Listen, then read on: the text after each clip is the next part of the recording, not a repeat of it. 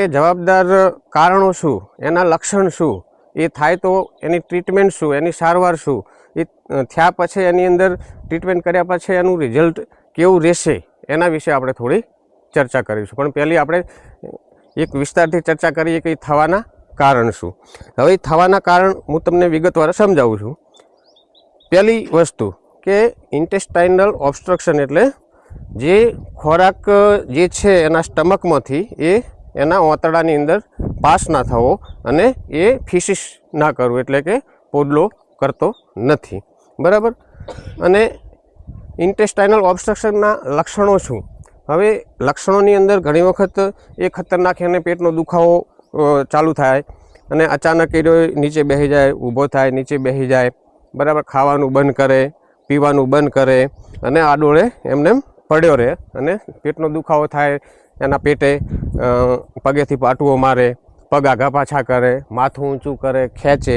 આ બધા દુખાવાના જે ઇન્ટેસ્ટાઇનલ ઓબ્સ્ટ્રક્શન થયું, જે બંધ પડ્યો, જે એનું ઓતડું બંધ થયું, એના આ બધા લક્ષણો છે. હવે શરૂઆતની અંદર ઘણી વખત આ અચાનક થતી વસ્તુ છે. હવે એના થવાના કારણ પહેલી વસ્તુ કે જે એનું આંતરડું છે એ એના જ આંતરડાની અંદર કે આંતરડું એના જ આંતરડાની અંદર ઘૂસી જવું, જે અંદરનું જે બોવેલ છે એની અંદર આવી રીતે ઘૂસી જવું એટલે એને આપણે વેટરનરી ભાષામાં ઇન્ચ્યુસસેપ્શન કહીએ. આ રીતે થાય તો શું, અહીંયા જોરદાર આજુબાજુ દુખાવો ચાલુ થાય, જબરજસ્ત પેઇન ચાલુ થાય, આજુબાજુ સોજો ચડે ઓતડાની અંદર અને ઓતડાની મૂવમેન્ટને બધું જતું રહે અને એના કારણે પશુની અંદર ખતરનાક દુખાવો ચાલુ થતો હોય છે અને એ પડે, ઉઠે, પાટુઓ મારે અને આ બધું કરતો હોય છે. હવે બીજી વસ્તુ શું? બીજી વસ્તુ કે ઓતરડું છે એ ઓતરડાનું ટ્વિસ્ટ થઈ જવું. આવી રીતે ઓતરડાનું ટ્વિસ્ટ થઈ જવું એટલે ઓતરડું ઓતરડા ઉપર ચડી જવું. ઓતરડાની અને આપણી સાદી ભાષામાં ઓતરડાની આંટી કહીએ. બરાબર. હવે આ રીતે ટ્વિસ્ટ થઈ જવું એનો પણ ખતરનાક દુખાવો રહેતો હોય છે. હવે જ્યાંથી ઇન્ચ્યુસસેપ્શન થયું હોય, ટ્વિસ્ટ થયું હોય તો શું ત્યાંથી એ ખોરાક જે ખોરાક છે એ પાસ કરી શકતું નથી અને એનો ખોરાકની રૂકાવટ થઈ જાય છે, ઓબ્સ્ટ્રક્શન થઈ જાય છે, એટલે જબરજસ્ત પેઇન થઈ જાય. બરાબર.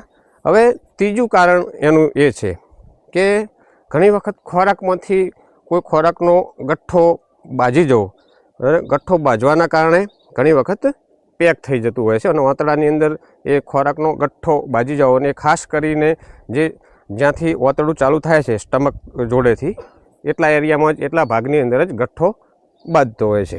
એનું પણ જોરદાર પેઇન થતું હોય છે અને ખોરાક લેવાનું અને એ બધું બંધ કરી દેતું હોય. ઘણી વખત એવા બી કેસ મળ્યા છે આંતરડાની અંદર ઇન્ટેસ્ટાઇનલ ઓબ્સ્ટ્રક્શનની અંદર કે એના જે આંતરડાની અંદર જબરજસ્ત ટેપ વોર્મ, રાઉન્ડ વોર્મ એવા ચરમ આવે. એ ચરમ અંદર પડવાથી અથવા એના ચરમનો એક મોટો ગઠ્ઠો બાજી જવાથી ઓતડું બ્લોક થતું હોય છે. એટલે આ બધા ઓતડું બંધ થવાના કારણો છે. હવે આ ઓતડું બંધ થયા પછી આપણે શું કરી શકીએ, એની ટ્રીટમેન્ટ માટે શું કરી શકીએ, પશુ સાજું થશે કે નહીં થાય, એના માટે હું તમને થોડી માહિતી આપું.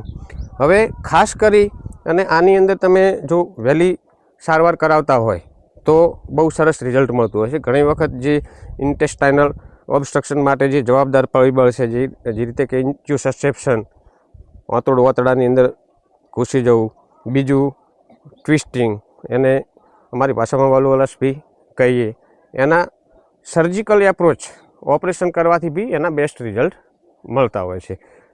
અને જે ખોરાકનો ગઠ્ઠો બાજી જવો એને ઘણી વખત કંઈ એવું પ્લાસ્ટિક કાઢેલું હોય અથવા કોઈ એવું ફાઇબરવાળી વસ્તુ કાઢેલી હોય અથવા કોઈ એવા વાળ કે એવું બધું ખાવામાં આવ્યું હોય તો હેર બોલ હોઈ શકે અને જે ફાઇબર હોય એનો બી જે બોલ બને એને ફાઇટોબેઝર કહેવાય, એ બી એક પ્રકારનો હોઈ શકે. હવે આ બધાની સોલ્યુશન માટે આપણે શું કરી શકીએ? તો આને વ્યવસ્થિત પેઇન કિલર આપીએ, વ્યવસ્થિત ઇલેક્ટ્રોલાઇટ આપીએ, વ્યવસ્થિત એન્ટીબાયોટિક આપીએ અને એને વ્યવસ્થિત ફ્લુઇડ થેરાપી વધારે પ્રમાણમાં આપીએ તો ઘણી વખત ઓટોમેટિક કુદરતી રીતે બી ઇન્ટેસ્ટાઇનલ ઓબ્સ્ટ્રક્શન સોલ્વ થવાનું ચાન્સીસ રહેતા હોય છે. હવે એ થયા પછી પશુની અંદર શું થાય? થયા પછી પશુની અંદર ઉઠબેઠ કરે, જબરજસ્ત પેઇન થાય, પછી ખોરાક રનિંગ ના હોવાથી એને ખોરાકી ઝેર થાય, આંતરડાની અંદર ઘણી વખત હેમરેજ જેવું થાય તો બ્લીડિંગ બી થતું હોય છે, ખાતો પીતો નથી એટલે ડિહાઇડ્રેશન બી એને થતું હોય છે. અને ખાસ કરીને આપણે એને સિમ્પ્ટોમેટિકલી ચેક કરીએ તો જ્યારે એને આપણે પર રેક્ટલ કરીએ તો એની અંદર પાછળ જે ઓતરડાનો પાર્ટ છે એ આખો ખાલી હોય છે. આને આપણે ચેક કરીએ કે આનું ફિશિસ છે કે નહીં.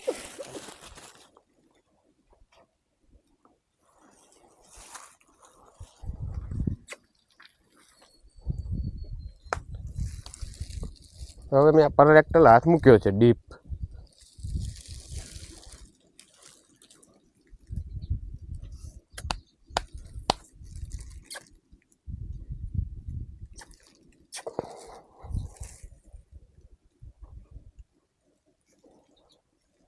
એકદમ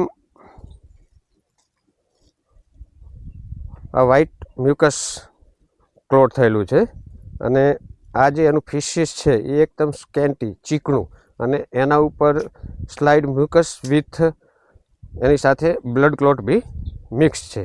એટલે આ એક ઇન્ટેસ્ટાઇનલ ઓબ્સ્ટ્રક્શનનો કેસ છે.